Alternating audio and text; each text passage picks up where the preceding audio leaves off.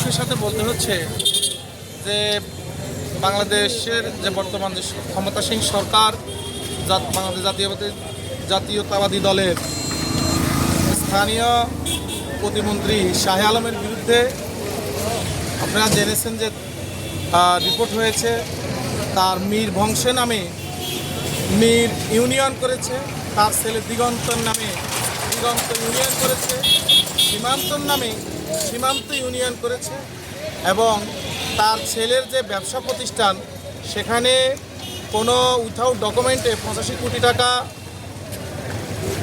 Loan করেছে।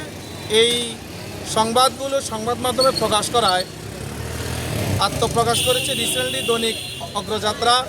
এই অগ্রযাত্রার সাংবাদিকদের বিরুদ্ধে শাহে আলম একজন দুর্নীতিবাজ হয়েও মামলা করেছে, যা আমরা এটা তীব্র নিন্দা জানাই এবং শাহে আলমকে দ্রুত স্থানীয় সরকার প্রতিমন্ত্রী থেকে অপসারণ করার আমরা দাবি জানাই।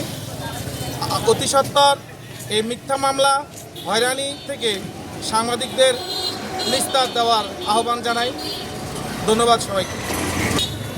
যে গতকাল আমাদের 4 জন সাংবাদিককে স্থানীয় সরকার প্রতিমন্ত্রী কর্তৃক একটা মিথ্যা মামলাতে জমানো হয়েছে।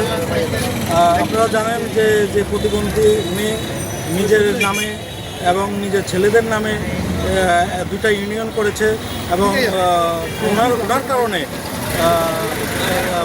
বিএনপি বিব্রতকর অবস্থায় আছে এবং ওনার কর্মকাণ্ডের কারণে বিএনপি এবং সরকার খুবই বিব্রতকর অবস্থাতে উপস্থিতি।